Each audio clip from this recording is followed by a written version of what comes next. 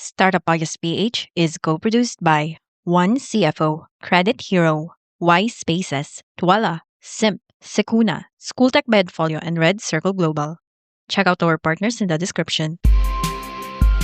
Welcome sa Startup Podcast PH, inspiring more Filipino entrepreneurs and innovators. Live pa rin tayo dito sa Lucban, Quezon. This episode series is in partnership with SLSU-TBI here in Southern Luzon State University. And live din tayo sa Facebook. Hello. We have Be Good AgriVentures OPC. And we have the president and owner, Miss Jessica Castillo. Hello, ma'am. Kamusta po? Hello, sir. Buti po. Ayan, nasa harap po natin ngayon ilan sa mga products ng Be Good AgriVentures. Meron tayo ditong red rice. And yung kanina actually, yung mushroom chili garlic ay dumadaan din sa Be Good. Pero kwento nyo nga po kanina, nagsimula kayo as a honey producer, kaya Be Good. But now, nag-evolve na rin into an integrated farm na maraming mga pinoproduce. Siguro ma'am, I let you do the introduction. Medyo nauna na ako. Pero sige po, ano nga po ba ang Be Good AgriVentures? Ang Be Good AgriVentures po ay isang farm producer. Farm producer ng different products dahil meron po kaming farm sa Barangay San Juan, Chaong, Quezon. Chaong, Quezon po. It's a 12-hectare farm. So, kaya madami po kaming produce na niyog sa palay at iba-iba pa. So, noong 2018 po, nagkaroon po kami ng opportunity to engage in honeybee production. Pero, small production lang po naman yon. And then, come 2018, nagkaroon po ng yung sa RCEP. So, na-involve kami sa rice. Hanggang sa natap naman kami ni na Ma'am Nona sa ng paggawa po ng mushroom chili garlic sauce. Ito muna po yung gusto kong pag-usapan, yung pagiging integrated farm. Kasi in the startup podcast, mga startups, of course meron tayong mga agri-tech, mga agri-startups. Pero recently po kasi nakakakita ako naglilibot ng Pilipinas, may mga nakasulat integrated farm, ganyan. Ano nga po ba ang ibig sabihin ng integrated farm? And tama po ba na ibig sabihin niya is parang madami siyang ginagawa na farm? Tama po ba yun? Yes, parang gano'n na nga. Integrated, iba-ibang products sa isang farm na ini-engage ng mga farmers. Tsaka, kung tama po yung pagkaintindi ko, yung nangyari nga sa inyong kwento, bilang integrated farm na hindi lang kayo close sa hindi lang kayo kunwari taniman ng saging, taniman ng pinya, taniman ng nyog. Somehow po, open kayo sa possibilities or parang kung ano yung trending. Hindi naman trending or parang ano yung opportunity. So, nagsimula nga po kayo sa honey, bee farm, and then rice din, red rice, and then ngayon, sa mushroom, chili garlic din. So, somehow po, ang pagiging integrated farm, tama po ba na parang open rin yung farm ninyo na mag-evolve or mag-adjust depende sa kung ano yung possibly magandang itanim at ibenta or i-produce. Tama po ba yun? Exactly. Tama yun. At dahil yun naman talaga yung nakagisna natin ng mga farms na hindi naman kailangang i-register sa DTI, hindi naman kailangang magpa-license ka pa ng mga produkto. Basta magtanim ka ng palay, pag inanim mo yung palay, ibebenta mo na. Magpababa ka ng niyog, ibebenta mo sa mga... pero once na nag-involve ka sa isang produkto, na kailangan ng, syempre, dapat i-license mo yan, dapat ma-assure mo yung bibili ng produkto mo safe, dapat ma-register ka sa DTI. So, nag-umpisa kaming ma-register nung magawa ako ng honey na sabi ko, pambenta din talaga na ibabote, kailangan i-register sa DTI. Ang registration niyo po nun as honey producer? Yes, as honey producer. Kung mag-change po kayo ng produce, kailangan niyo na ba mag-re-register? Hindi naman. That's why, ditong magkaroon na nga ako na itong Be Good AgriVentures OPC. So, lahat na yun. Oo nga po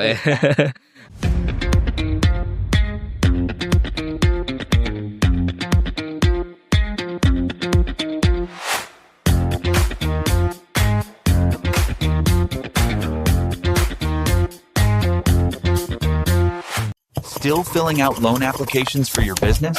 Yeah, thought so. Save your time. Grow your business. With Credit Hero, one online application gets you loan offers from multiple lenders. Apply for a business loan now. Visit credithero.com. Sige po, actually very curious ako dun sa bee sa honey. bilang taga Manila, hindi rin po ako di ko nga alam na ang paggawa pala ng honey dati ay through bubuyog, through bee. So, noong pong 2018, bakit niyo po na-decide gumawa ng bee farm and mag-produce ng honey? Yes. Noon pa, hindi lang mga 2010, may nag-i-encourage sa akin na mag-alaga ng bees. Pero hindi ko na Mag-alaga ng bees.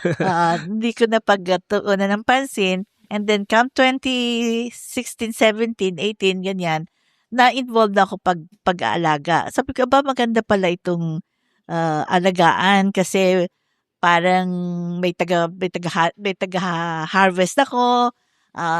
Pagka may natatanong ako. So, I started with 6 boxes lang and then dumami.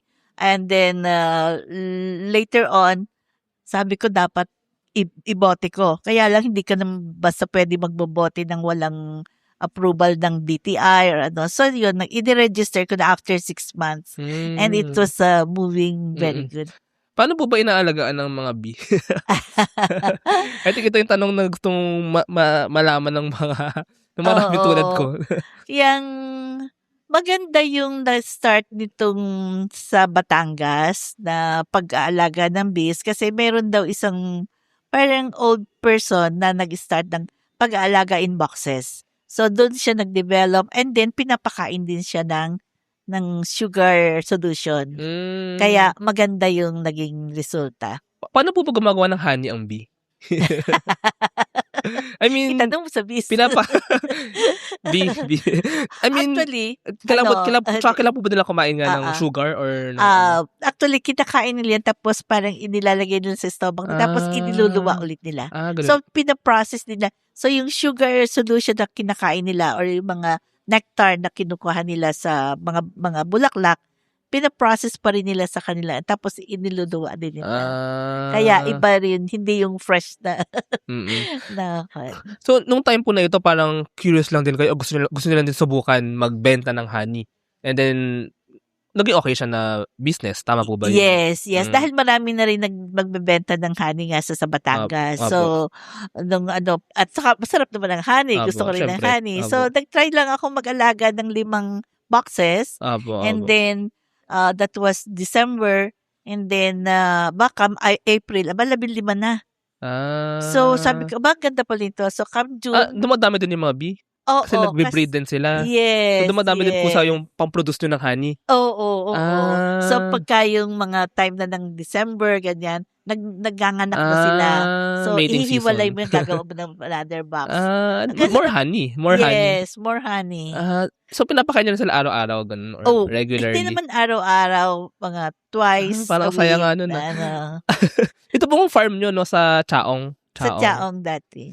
Kasi ang Chaong, katabi ng Batangas. Kaya din kayo nagbebenta ng mga honey. Ito po mga honey na to, saan nyo binibenta? Like, mga gumagawa ba ng kape or ng pagkain? Since na-battle ko nga siya na maganda naman. Raw honey. Ba't napunta tayo sa honey basket tayo? Since nababattle ko siya, nabebenta ko siya every sa mga DTI, yung mga wakwan. Actually, gusto ko lang talaga malaman yung bee kasi bigo din yung pangalan. Pero, ayun nga po, nag-evolve na kayo as an integrated farm. Siguro bago po tayo magpunta doon sa mushroom, chili garlic na actually yung, kumbaga, yung partnership with SLSU TBI, with SLSU. Ang gusto ko muna malaman din is, paano kayo naghahanap ng opportunity or paano kayo nagde-decide? For example, nung nag-red rice kayo, parang, kasi you could have stayed na bee farm kayo. You could have stayed na honey. Bakit nyo po naisipang magtanim and mag-produce ng red rice? And also, moving forward, paano po kayo napunta sa partnership with SLSU papunta sa mushroom, chili garlic? Kaya ako po tinatanong yung bee para meron tayong context. Habang kwento niyan, since I retired as an engineer sa isang semiconductor factory, year 2000 pa. And then, since year 2000, I started to do farming. And then, hindi na ako nag-succeed. So, I went back to teaching. So, until 2016, I was teaching in Malayan Colleges of Laguna. Laguna. Tapos, nung 2016, nung nag-honeybees na nga ako sa bahay lang, sa likod ng bahay, nakita ko, parang nag-i-equal na yung sweldo ko sa school doon sa kinikita ko sa pag-honey. Then, I retired. And then, I started devoting more time sa farm. Kasi sa bahay lang naman namin. sa farm. So, mas na-involved ako sa pagtatanim ng palay.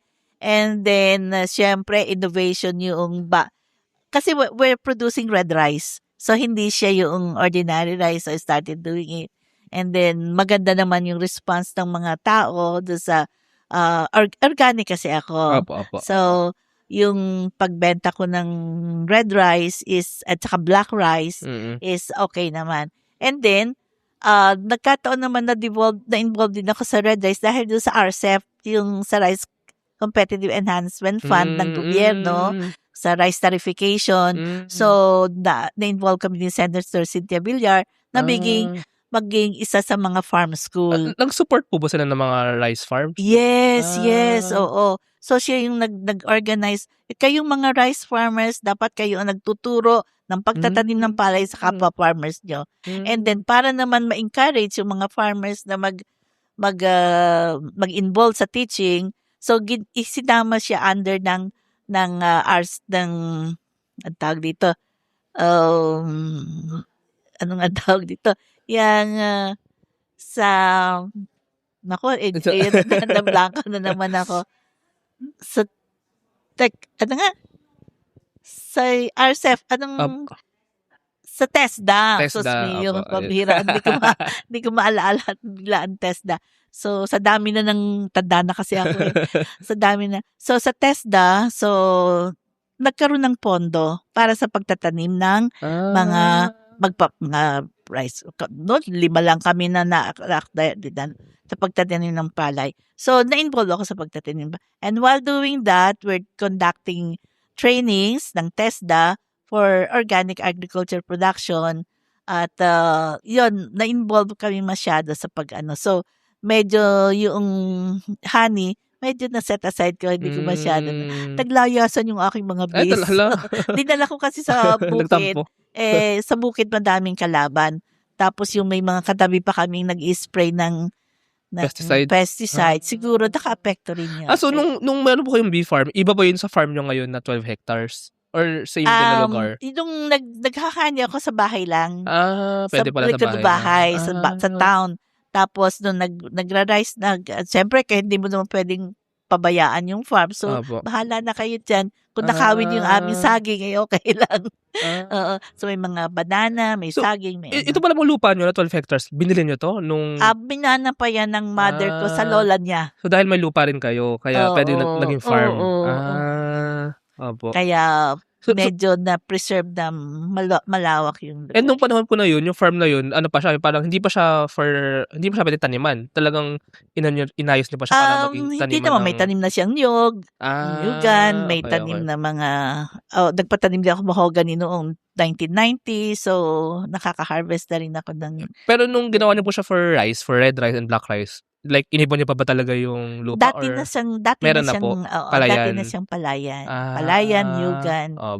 So, gano'n kayo katagal po sa red rice? And hanggang ngayon ba? Hanggang ngayon, we're producing red rice. Yung bee po, yung honey, wala na muna? Yung honey bees, wala na masyado. Pero Be Good pa rin yung name ng ano? Wala Yun ang registered na sa Pero nagtatry kaming i-revive yon. So, I'm trying my best na paano ko kaya maibabalik yung original name namin na bees. So, we're trying to connect with the mga bee producers. Ang nabebenta ko ngayon is yung pukyutan na. Ano ba yung pukyutan? Yeah. Pulot pukyutan. Pukyutan is our wild bees. Hindi mo pwedeng alagaan yun. Yung mga beehive, yung mga may sa mga puno. So, yun ang pwede mo siyang i-harvest ng papausukan mo ng tapos lalaya sila, kukunin mo. Para makuha yung honey, papalisin mo muna sila. Kukunin mo talaga yung buong parang hunting. Oo. At delikado rin yun pagka. Nga po, baka atakihin kayo, no? So, we just harvested last month, ilang kilos kami. So, yun ang binibenta namin ngayon, pukyutan. Interesting. Mga different methods ng pagkuha ng honey. Or kasi either farm talaga or yun nga, parang hunting na naghahanap sa wild ng mga beehive. So, nagkataong merong isang nagbahay doon sa farm malapit lang po sa farm. Sa farm mismo. nagbahay sila. So, hinuli nung isang ng tao ko. Tapos, Pero delikado ngayon, baka dapat nakasuot siya ng mga yes, PPE. oo. So, we're trying to connect. Baka may mga naghahunting sila. Ayoko kasi bumili ng natunaw na yung na compressed na honey. Sabi ko gusto ko yun nandun pa sa saray. Kasi sigurado ako na hindi fake yun. Pagka nasa saray. Ayun. Now, so, ito naman po si mushroom, chili, garlic with honey. With honey pa rin pala. Yes. Honey po ba tong? Yes, honey. Honey So, talaga. sige po. Mula naman sa rice nga, paano kayo napunta sa paggawa din nitong mushroom, chili, garlic, and paano nagkaroon ng honey? Dahil ba to sa bigod talaga po? Hindi naman. Ay, by the way, isingit ko lang po kasi si mushroom, chili, garlic, ito din yung first interview kanina was the inventor nitong research na to. So, paano naman po pumasok si Bigod dito? Since kailangan na nga nila mag-commercialize, so they tap yung mga tao and then malapit kami sa SLSU sa Chaong. So, kaibigan ko yung director doon. So, ano kami na sige, kayo na yung mag-mass produce. And matagal din yung process namin dyan, hindi basta-basta Kasi we have to get approval from others. Kayo po ang nagpa-produce sa farm nyo? Yes. So, isa sa main ingredient niya ay yung honey.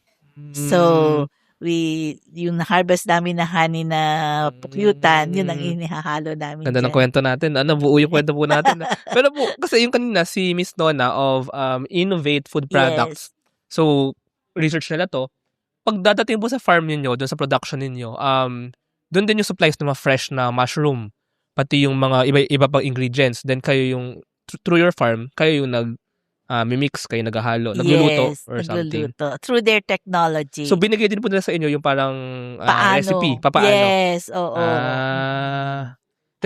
Then kayo po, since kayo yung may tao, may lugar, tsaka may honey, kaya kayo yung kinuha na parang producer. Tama po ba yun? Parang tama yun, pero since ang kanilang objective is to transfer to farmers, so nagpapasalamat at kami ang napili niya na pagbigyan ng para maging producer ng kanilang produkto. Kayo naman po, ba't naman kayo pamayag? Or bakit kayo... Aba, it's an honor for SLSU, di ba, na maging... Ba't kaya kayo pinili po, no? I mean, tsaka... Ba't kayo napili? Hindi naman. I think it's, dahil academe din ako dati. So somehow yung passion mo to teach people, at saka ang namin talaga to promote this product. Kasi kagaya nun, ang main objective namin, sabi nga ng farm manager ko, si Rich, na tuturuan natin yung mga farmers natin na sila yung magtanim ng kanilang kabute. Oo, so then we will buy the kabute and then we will process it into So ganon. Kasi yung napansin ko, we'd been engaged in mushroom production even before.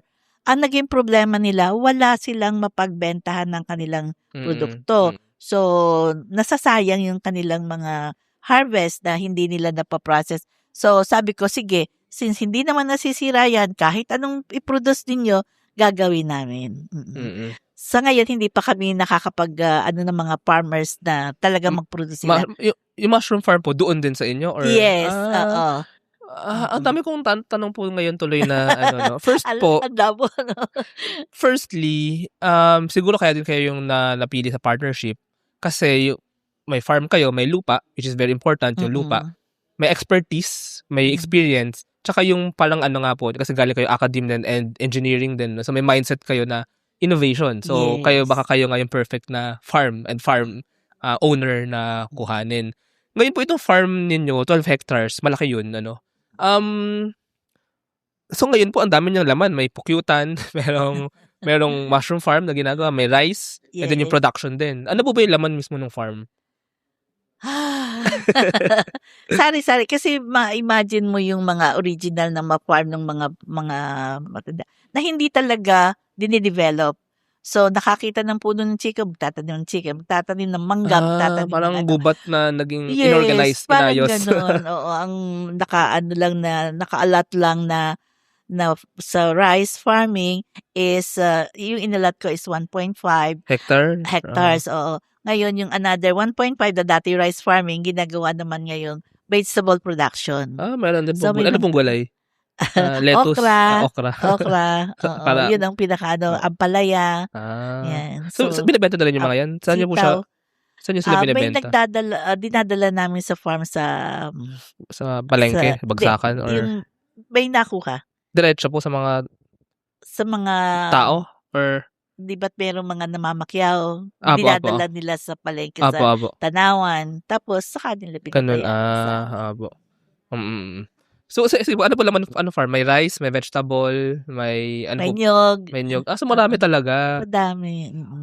Yung may mangga, may kaimito. Ngayon harvest na kaimito. Yun po sa production naman nito. Maliit lang ba siya yung kailangan? Yung sa mushroom chili garlic? Ngayon, konti pa lang yung... Pero ano siya, parang bahay siya, covered siya. Bahay siya, covered dun sa siya. 12 hectares na yun. Kaya niya ang hanggang 3,000 bags na store? I-grow. 1,000 lang pala muna. 1,000 bags, 1,000 bags ng mushroom? Yung mushroom bags na tinutubuan ng mushroom. Yung production po, ilang tao ba yung gumagawa dun? Or maliit lang ba yun? Maliit lang, parang itong kwarto lang. Opo. Tapos talaga dun, niluluto po ba yan? Or hinahalo? Yung growing lang. Yung production po. Yung production, pagka-harvest namin, so minsan 1.5 lang kami kilo. So for 3 days, 2 days yon iniipon namin, tapos saka namin. Iba naman, nabebenta namin na fresh. Kaya hindi namin lahat natutuso. Sorry, ngayon na nag-make sense sa akin yung ano. So, yung kanina ko lang tinutukoy ni Miss Nona na farm, ito yun. Okay. Yung friend namin. Pakinggan nyo yung kaninang episode, previous nito. Farm nga sa Chaong, ito nga yun. So, pati yung sabi kanina ni Miss Nona na isang reason kung bakit gumawa ng mushroom chili garlic. Kasi, may mga mushroom na napoproduce, nag-grow, pero kulang, hindi nabenta lahat. Yes, so sayang naman. So gawa ng ibang product na mas mabebenta din. So ngayon, yung sa farm niyo po na 12 hectares, marami diyan, may pukyutan, may nyog, may kakao, kaimito, gulay, rice. Meron din po mushroom farms. And then doon nyo rin pinoproduce itong si mushroom chili. Yes. Yun pong buong farm. Gano'ng karaming tao? Parang dami pala nun. Ngayon, lang kami mga 10 na so parang parang hinire nyo sila na hinahire namin. Full-time, ganun? Yes. Bisan pabawas mga 3 days. Pwede po mag-tour dyan? Oo naman. Pwede ba? Sige, bata tayo.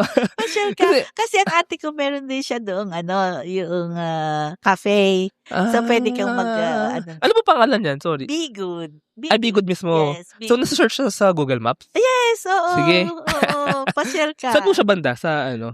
Pagpapuntang Laia, Batangas. Yun, doon.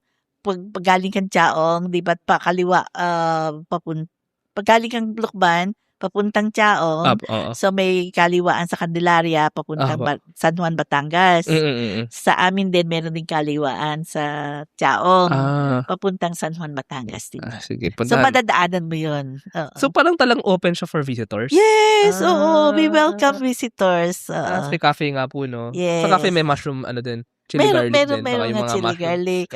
So yung mushroom oatmeal cookie, ito. Oo, free taste kami doon. Parang nga siyang farm siya na, tawag dito, pwede mag-field trip. Pwede Yes, oo. Pwede rin po na para mas appreciate ng mga estudyante. Yes. Ang agriculture. We want to really welcome. May mga nag-OJT sa aming mga taga-SLSU. Ano po ginagawa nila? Sa farm? Nagpa-farm. Nagagawa sila ng mga vegetable garden. Ang galing. Nasaya naman. Natututo sila kung paano maggawa ng May gusto lang po akong banggit dito na philosophical. Wow. Kasi dati po, sabi nila, diba, sa Manila, I'm from Manila kasi, factories factory, I mean, ng semiconductor, ng kung ano-ano. Pero actually, ang farm, is also a factory ng food. Yes, from nature. So, yun nga po, rin siya sistema din siya, may mga trabaho din. Tapos, as a factory, pwede nga rin po siya lagyan ng mga, may cafe. So, para siyang production, talaga, place, pero nature-based, kumbaga nasa kalikasan. Correct, yes. Tas, yung nagagawang pagkain, pwedeng yung gulay mismo, raw, or pwedeng pinaproduce pa, or parang ginagawa pang parang si mushroom, chili, Oo, para garlic. nape-preserve siya, hindi basta-basta Opo, mamawala. yes. Trust the digital future with Twala. Secure and tamper-proof digital signature. Electronic notarization service. And custom AI agents for intelligent document workflows. Visit twala.io to learn more.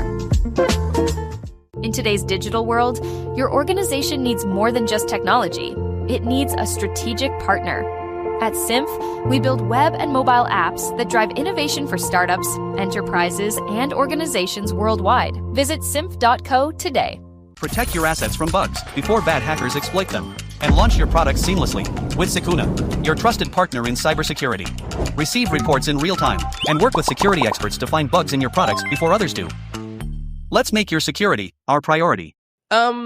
Ulitin lang po natin, no? Nabanggit naman to kanina sa interview with Innovate. Pero ano po yung model or business model ninyo sa mushroom chili garlic? Kasi po, yung research is, well, ang inventor is si Miss Nona, and then through SLSU, and then I think sa SLSU yung naghanap ng partner na farm para sa production po, no?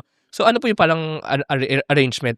Kayo, parang binibili ba sa inyo yan? Or We produce, tapos yung from the produce, meron silang, yung sabi niya kanina. sa consignment? Hindi, Ay, or sa... hindi. Yung meron silang, tamo, na ano naman ako, yung percentage na Apo. binibigay So namin. meron din sa inyo? Meron So hati-hati binibigay. pala siya. Parang ganun. Hindi. Bali, ilang percent ba yung binibigay namin sila? So kahit wag na lang sabihin yung percent, pero, ayan, pero... 1% ng ano. So, pero parang ano nga siya, hati-hati siya ng iba't ibang ng school, nung inventor, nung producer. Hindi naman. Sa inventor lang. Okay. Mm-mm. Yung sa inyo po? Sa amin na lahat. Yung pinagbenta. Okay, gets. Okay, gets.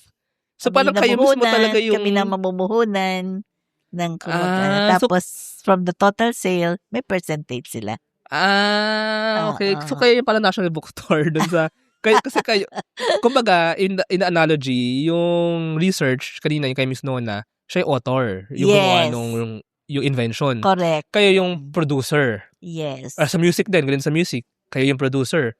Kasi kayo mismo nag-manufacture. Mm-mm. Kayo din yung nagsusupply ng mushroom. Kayo din nagtatabi ng mushroom. Kayo din nag-harvest. Correct. Kumbaga, binigay sa inyo lahat ng research. Nakuha lahat ng research, recipe, the ingredient, the procedure. Kayo mismo magagawa. Kayo din po magbebenta. Yes. And malaking tulong din sa amin ng SLSU kasi sila yung nagpa-pan out ng mga pagbebenta namin. Opo. Sige, puntahan po natin yan. Ang SLSU TBI. Nung nag-partner sa inyo, through SLSU TBI po yun? Or through SLSU mismo or through the incubator? So parang kwento po kasi, si Miss Nona, Si Miss Nona. may research, tapos yung mga projects ng DOSTP card, race, then TBI for the business model, then tsaka lumapit sa inyo. Tama po ba yun? Parang ginagawa pa lang nila, nakikipartner na sila sa amin eh. Tapos, nung ngayon naman, parang marketing, tinutulungan pa ulit kami. Parang continuation. So yung paggagarapon, kayo po to, no? Yes. Pati yung packaging. Yes. So, pero po yung, kumbaga itong design nito, I think help to ng TBI, yung Yung label. yung labels. Kami nang gumawa ng Kayo label. din po? Kami nang gumawa ng label. Pero yung nutritional facts, galing sa kanila yan. Very important kasi yung nutrition facts eh.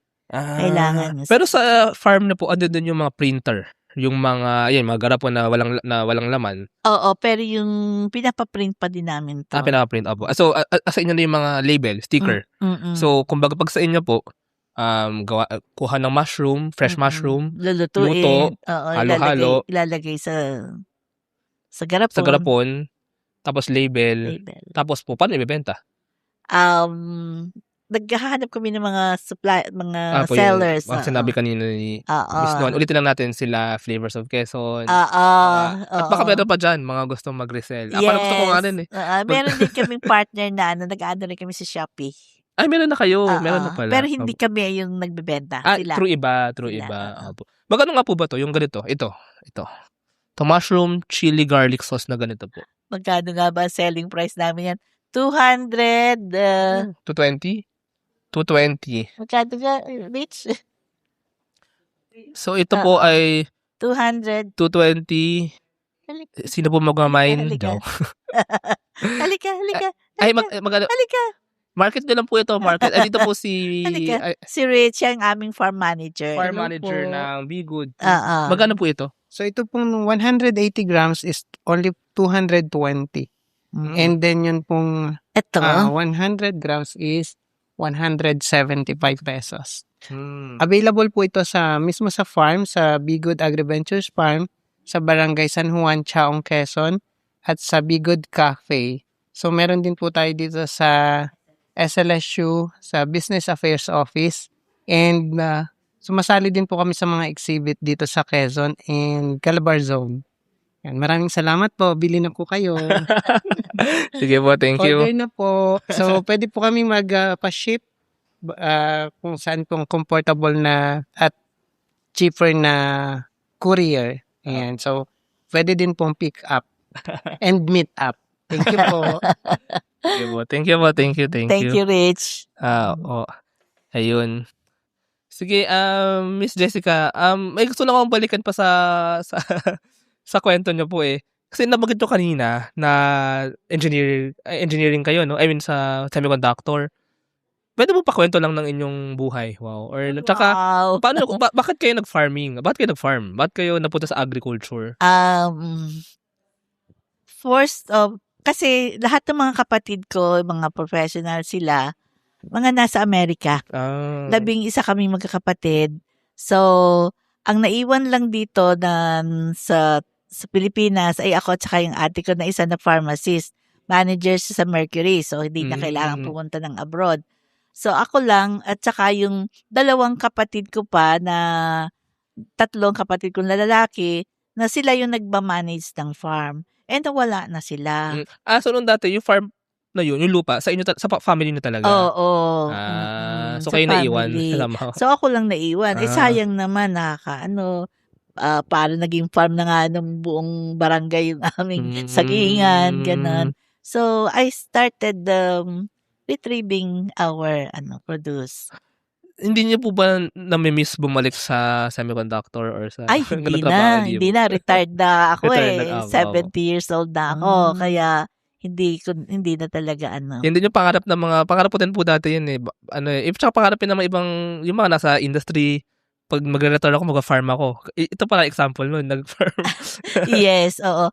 By force, parang napilitan, pero hilig ko rin talaga nakakahinayang kasi. Ngayon nga, hindi pa rin namin totally yung farm eh. Pero di ba po, yung farm ninyo, hindi ba kayo parang natakot? Kasi kailangan nyo siyang i-operate as a business eh. Business pa rin po yun eh, negosyo eh. Na parang, hindi nyo ba naisip na baka malugi or baka dahil kayo maghawak, baka may mangyari or something? Nalulugi naman, syempre. Pero, andun pa rin yung advocacy mo na gusto mong mapaunlad yung farm, pakinabangan. Sa ngayon nga, yung aming 10 workers or 10 employees or workers na ang laking tulong para sa kanila, para yung to sustain them na And then, nakakapagtanim din, mas productive naman ngayon kaysa dati. Paano pala po kung yun nga, may mga bagyo or may mga kung anong force of nature na, nahirapan po, no, pagka ganun. Oo, binabaha pati yung lugar namin. Kaya medyo nahihirapan din ako magtanim. Ito pong, balikan natin si Mushroom Chili Garlic, no, na partnership nga with SLSU.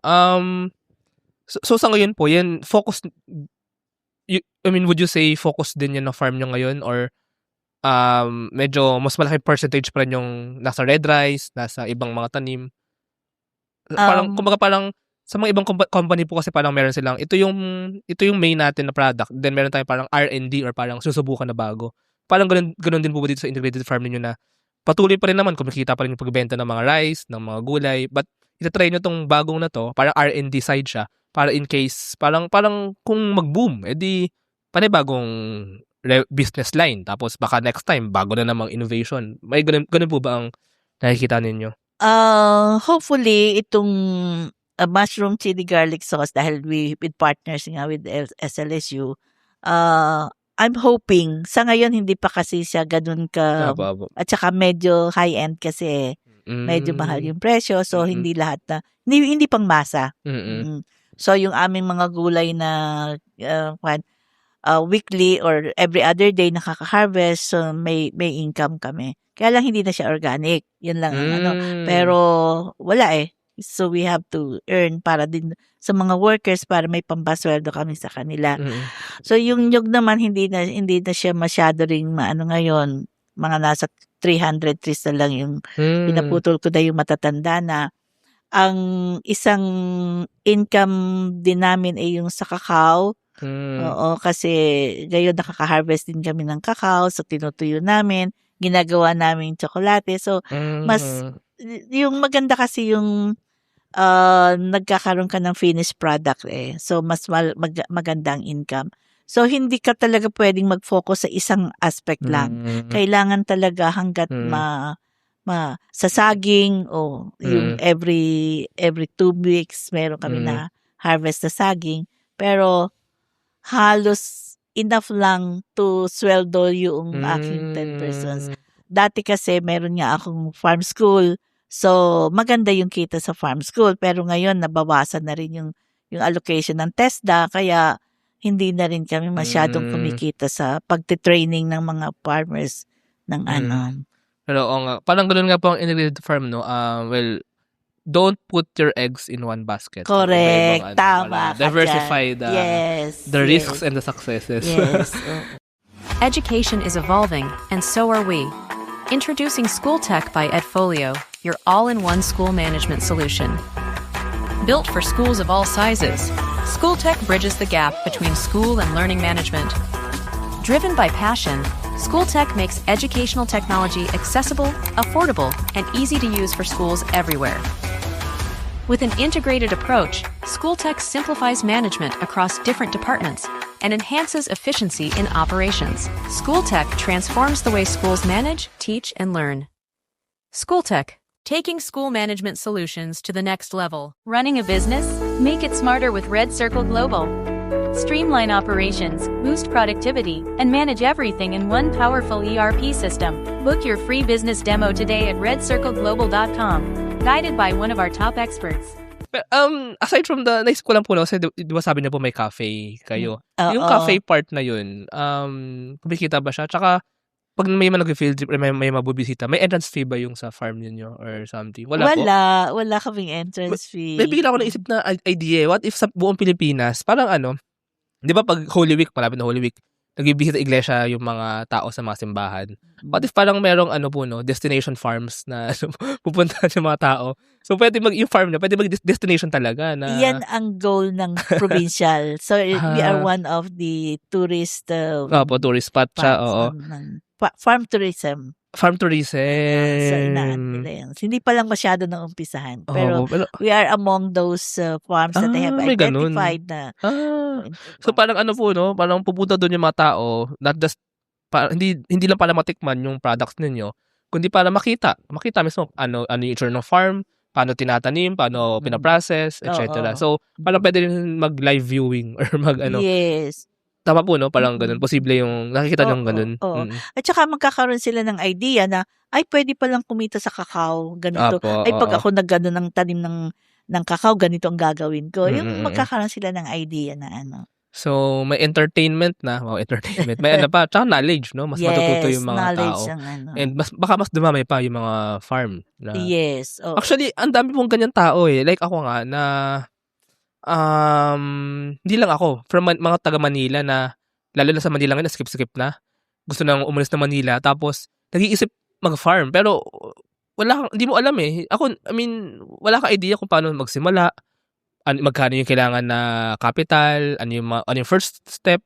So, I think, by farm tourism, or field trip, or parang destination sa mga farms, Parang kumbaga na-imagine ko po yung mga gusto mag-farm, nagso-scroll yan lagi sa Facebook walang ginagawa yan Tapos makikita nila may destination farm, pwede sila matuto. Pupunta sila. So baka nga magbayad ba sila for the fee na makapunta, maturuan and ma-inspire somehow and then mag-farm na rin sila. Ano tingin niyo po dun? Yes. Kaya lang syempre dapat desidido ka. At saka yung hindi lang kaya ka magpa-farm para kumita. Parang kailangan mo rin meron kang hilig, meron kang konting interest na at saka hindi talaga ang parang pinaka-aim mo ngayon is yung kita dahil sa umpisa talaga hindi ka kikita. Ngayon nga po uso yung mga plantita sa mga bahay-bahay. Yes, So ano po no, I think possible na yung iba ina-enjoy din naman talaga yung farming Yes. Lalo na yung parang patience, di ba? Sabi patience. Yes, I mean, hindi naman kasi yan kinabukasan may saging ka na, kinabukasan may bigas ka na. Tama. It takes months So Oo. speaking of that pala po, sige. Baka may mapapayo kayo sa mga gusto mag-farm. Ano yung parang since galing kayong industry nga So ano yung parang maybe advice or lesson na ma-share nyo sa mga galing industry na gusto mag-venture, agri-ventures, mag-venture sa agri? Oo. Sa ngayon kasi marami na tayong mga pwedeng pagkunan ng knowledge sa internet, sa So, kailangan talaga pag-aralan mo yung magtatanim ka ng luya. Kunyari, gaano katagal yon, magkanong puhunan mo, anong mga risks na And then, ang dali lang na ma-compute sa laptop kung magkano ay, maliit lang yan. Try ko magtanim kaya ako ng sili. Oo, si Bigod nangangailangan ng sili every month, ganun. Pwede kong i-partner sa kanya na kami ang magsusupply sa iyo ng sili and then ganun. So, mas may malinaw na market. So, kailangan talaga may planning na gagawin at hindi yung kagaya ko na basta-basta na lang dahil habang nag-uumpisa dapat itama na yung study na gagawin mo para hindi siya mabigo or Parang tama po yung planning kasi like ako nga hindi ko alam in the first place kung anong ipaplan ko kasi when you think of it, kailangan mong i-take into account sa costs yung labor, yung time. Kailangan alam mo yung siluya gaano ba katagal, yung bigas gaano ba katagal, ang palaya gaano ba katagal. Tapos yung rin po kunyari, kung organic ba walang fertilizer, pero kung may fertilizer, yung tubig, yung seeds, lahat po so baka kaya din maganda na may school or may matututunan ng farming para maplano na maayos kasi kung going blindly ka lang, madami kang talaga matututunan, madami kang hard lessons to learn. Correct. Speaking of that po, siguro last question na lang po ano po yung pinaka naging challenge nyo sa buong 10 years or 8 years ni Be Good Agri Ventures? Tsaka success po. Pinaka-successful. Ang hirap naman ng tanong parang mo. Parang pinaka milestone or parang pinaka masaya kayo. So, pinaka-challenge na encounter nyo tsaka yung pinaka masaya kayo. Pinaka-fulfilling, parang ganun.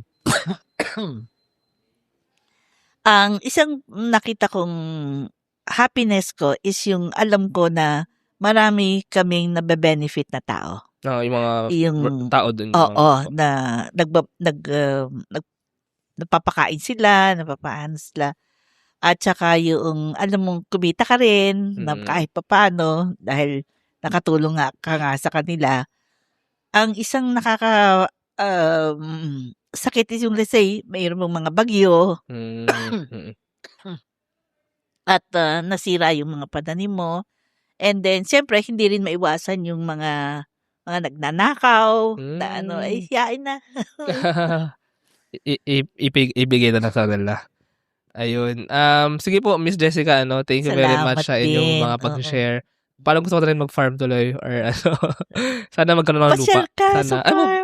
Sige po, bisita tayo doon. Pag tayo, beach sa San Juan, Batangas or sa Quezon, daan tayo dyan. Yes. It's really, parang pwede siya maging part talaga ng travel ng mga tao. Yes, So, oo. hindi lang ako, baka yung mga nakikinig dyan, punta rin kayo Yung sa... mga nagsa-cycling, grupo-grupo sila, minsan dadaan doon, magkakape. Along the highway po ba? Or... Along the highway, oo. Kaya madali lang puntahan. Saya naman nun. Oo.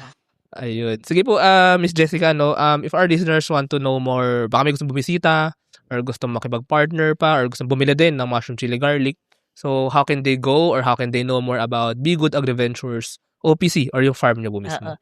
Mayroon naman po kaming website. Website na at pwede rin naman na kaming ma-contact. Ang aming pong number is 0918-985-8530. Tsaka ito pala, sa Facebook, no? Sa Facebook, Be Good AgriVentures at gmail.com. Ayun, apo. Ito, yung email, begood.agriventures@gmail.com. Yes. And sa Facebook, Be Good AgriVentures OPC. Binabasa ko lang yung nasa banner. Ayun, thank you, ma'am. Thank you very much po sa ating kwentuhan. Thank you very much din. Tutuwa naman ako sa Thank you. Ma'am, next time sa farm niya mismo, doon tayo mag-podcast. Yes. Yun, sa cafe or sa background yung mga gulay or yung mga tanim namin. Maganda ko doon yung mabubuyog. Oo, sige. Meron pa naman doon. Meron. Tsaka parang mas mapag-usapan natin yung business mismo or yung talagang sistema doon. Mas correct. Natin. Oo, sige. Sige, ma'am. I expect that, ha? Sige, Pero pa, baka next year pa. Ganun, okay. Sige, ma'am, thank you. Thank you very much, din. Thank you very much to our 65 patrons. This episode is super powered by AskFlex PH Academy, our official e-learning partner. Get certification on Lean Six Sigma, project management, data science, and more. Architect Space Solutions. Architect provide ground station services, space data analytics, and technology supplies to grow the Philippines' role in the global space ecosystem. Divico Technologies Incorporated. IT solutions specializing in software development, blockchain smart contracts, digital wallets, and cybersecurity. NutriCoach. Personalized nutrition and weight loss programs for you. Argum AI. Make smarter decisions by presenting both sides of an issue as argued by two distinct AI models. Pixel by Implement. Turn content into opportunity, grow deeper connections, and earn more. Only with Pixel. Sign up at pixel.implement.co. School of Profits. Filipino-led community for aspiring freelancers, VAs, agency builders, and online earners, built to help you start, grow, and earn online together. Founders Launchpad, our ecosystem partner, early-stage accelerator providing venture capital funding, operational support, and mentorship. Hire Business Solutions, provider of the most configurable cloud-based payroll system in the Philippines. Agile Data Solutions, the Philippines' fastest-growing market insights tech company with its data gathering platform, HustlePH. Smile Checks, streamline hiring and onboarding with automated background checks. Cloud CFO, cloud accounting service provider for businesses ready to grow. Cloverly, all-in-one digital platform for property developers. Body Beauties, accessible and personalized diabetes self-management application. HKB Digital Services, tech-based business tools including payroll, ticketing, and loyalty rewards. Hyperstocks, digital banking enabler for rural and thrift banks. Wonderbrand, data science-driven brand strategy and design for emerging markets. This episode is powered by Josie AI, Uplift Code Camp, Board Prep, Kansan Barley, East Point Business Outsourcing Services, Filipina Home-Based Moms, Hex Colony, Jur.ph, Big Giant Games, Pahatid PH, Sugbodok, Agacon Aquafeeds, Juan Alj, Grey Wolf Technologies Philippines, Pareto Consulting, Sirius MD. Support the podcast through the link in the description.